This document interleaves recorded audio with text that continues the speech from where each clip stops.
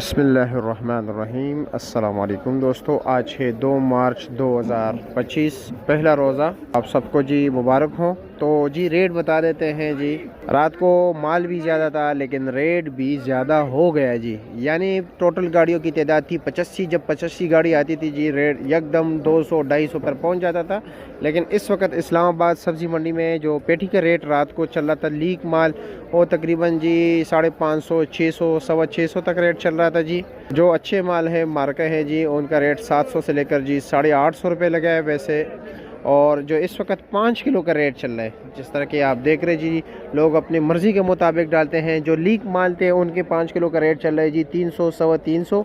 और जो अच्छे माल है जो 700 से लेकर 850 रुपये तक पेटी बिके हैं जी, इसके ऊपर 100 रुपये के ऊपर 7.25 रुपये कमीशन है, उसका रेट चल रहा है जी 350 से लेकर जी 400 रुपये तक, यानी 70 और 80 रुपये किलो। आपके इलाके में क्या रेट है जी?